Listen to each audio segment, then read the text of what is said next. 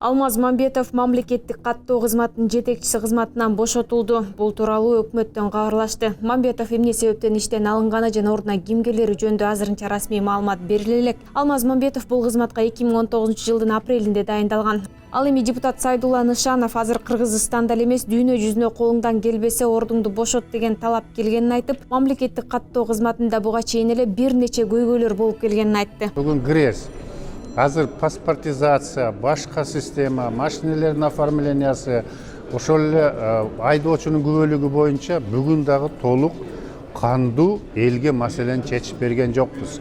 Барсаңыздар очередь, тааныштарын алып келип коюшат, кыйын маселени чечип атат.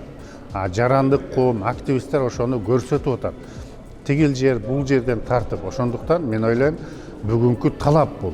Мындан тышкары бүгүн Алымжан Козубаев Унаа мамлекеттик мекемесинин директору кызматынан бошотулду. Буйрукка премьер-министр 13 февралда кол койгон. Коопсуздук кеңешинин коррупцияга каршы мамлекеттик саясат стратегиясын ишке ашырууну көзөмөлдөө боюнча жумушчу тобунун 30 январдагы жыйынында Козубаевди кызматынан бошотуу маселеси көтөрүлүп, кеңештин катчысы Дамир Сагынбаев өкмөткө сунуш киргизген. Расмий маалыматтарга ылайык укук коргоо органдары Унаа ишканасынын кызматкерлерине 2018-2019 жылдар аралыгында жүздөө кылмыш иши козголгон.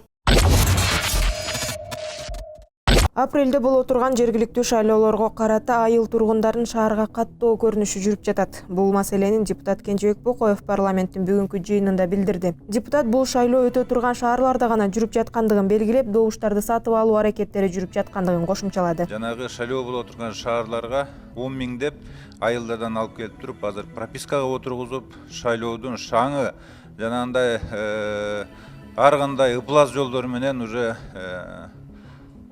подкуптун экинчи түрү менен азыркы убакта даярдыктар катуу жүрүп атат.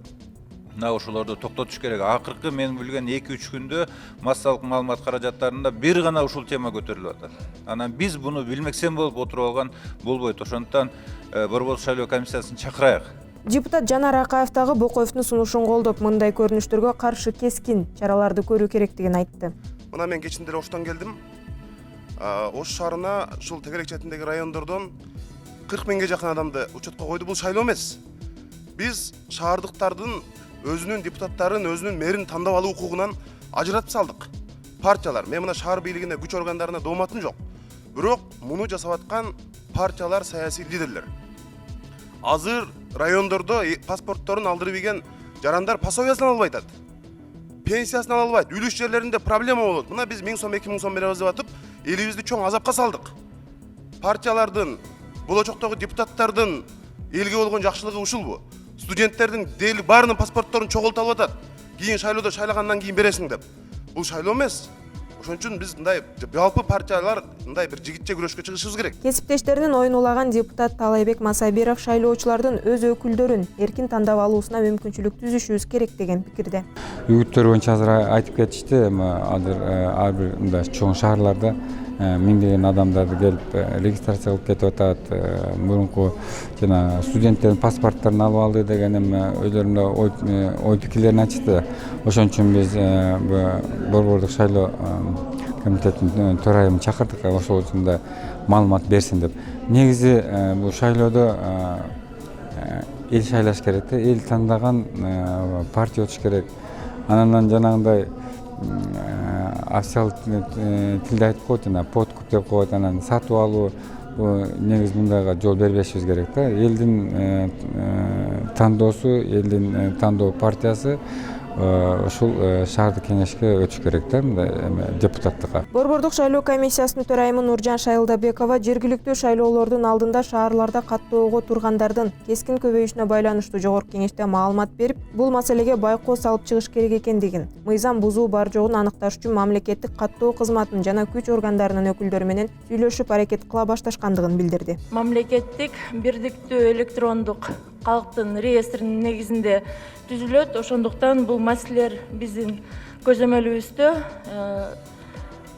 Мурда массалык маалымат каражаттарындагы ушул жакында шайлоо боло турган шаарларда кандайдыр бир аномалдуу түрдө пропискага турган жарандардын көбөйүшү боюнча маалымат тараган. Ошого байланыштуу биз кечээ жумушчу кеңешме өткөрүп, ал жумушчу кеңешмеге мамлекеттик каттоо кызматы, укук коргоо органдарынын өкүлдөрү, генералдык прокуратурасынын өкүлдөрү, жетекчилери жана ГАМСМО жергиликтүү өз алдынча башкаруу органдары боюнча мамлекеттик агенттиги катышып, бул маселе талкууланды. Кошумчалай кетсек, Баткен, Жалал Абад, Нарын, Ысык көл, Чүй, Ош облустарынын жана Ош шаарынын жергиликтүү кеңештеринин депутаттарын шайлоо 2020 жылдын 12 апрелине белгиленген.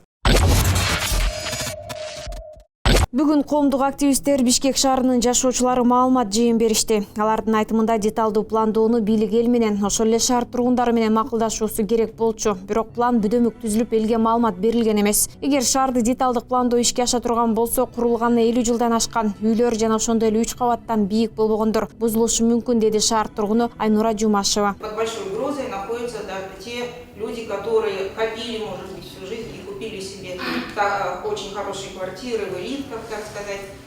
Поэтому вы тоже находитесь в опасности. Кто еще находится? Можно я скажу? Одну секунду, пожалуйста. Кто еще находится и почему? В опасности находятся люди, которые проживают в Сталинках, потому что им более 50 лет, и, так сказать, планом предусмотрено, что дома старше 50 лет будут снесены. Хотя Сталинки, они рассчитаны на 120 лет. Хрущевки тоже могут быть снесены, то есть будут сносить дома, которые не выше 3 этажей. Вот это есть план. То есть даже те дома, которые недавно построены, ну они, так сказать, 2-3 этажа, их будут сносить. Мындан тышкары шаарды деталдык пландаштырууну ишке киргизүү менен жеке мүлктү эч бир кыйынчылыгы жок эле алып коюуга жол ачылып жатканын айтышууда. Ал эми дагы бир шаар тургуну Сергей Ким эгер деталдык пландаштырууну кабыл ала турган болсо, каршы чыгышаарын билдирип, керек болсо Бишкек мэриясын сотко бере тургандыктарын айтты.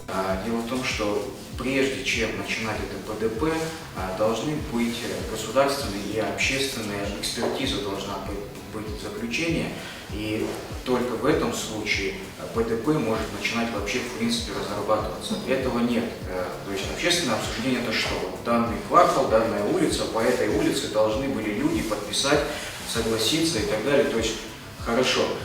Если второй путь, который мы озвучивать будем абсолютно все, то, что будет происходить, какой судья будет принимать, какие действия будут происходить. То есть общественность будет нам, в принципе, главным судьей. Бишкек мэриясынын тазалык муниципалдык ишканасынын башкы бухгалтери жана 2 оператору кармалды. Бул тууралуу Улуттук коопсуздук мамлекеттик кызматы маалымдайт. Алардын билдирүүсүндө бухгалтер менен операторлор кызмат абалынан пайдаланып күйүүчү майдын талондорун өз алдынча коротушкан. Ал күйүүчү майды тазалык 84 миллион сомдон ашык суммага майлоочу жана күйүүчү каражаттардын талону түрдө сатып алган. УКМК кылмыш жаза кодексинин 205-беренеси менен иш козголгондугун билдирет. Бухгалтер жана операторлор 2 айга камакка алынган.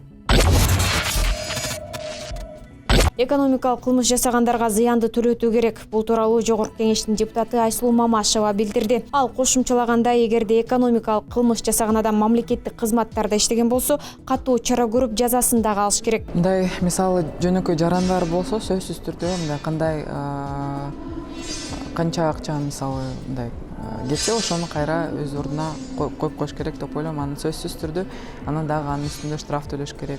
Балким мисалы бул госорганда иштеген адам болсо, ага чаралар катуураак жасаш керек. Эмне үчүн? Анткени мисалы сиз мамлекеттик органда иштеп, мисалы пара алсаңыз, анан эмне караштуу пара алдыңыз, ошонун баардыгын изилдеп, бирок сөзсүз түрдө жазасын көрүш керек. Белгилей кетсек, 12 февралда президент Сооронбай Жээнбеков өнөр жайды жана ишкердикти өнүктүрүү боюнча комитеттин 2-жыйынын өткөрүп, анда мамлекет башчы экономикага байланыштуу кылмыш иштер үчүн сөзсүз эле камап койбой, механизмдерди колдонуп, чыгымдарды калыбына келтирүү жана жоопкерчиликке тартуу жолдорун колдонуу зарылдыгын билдирген.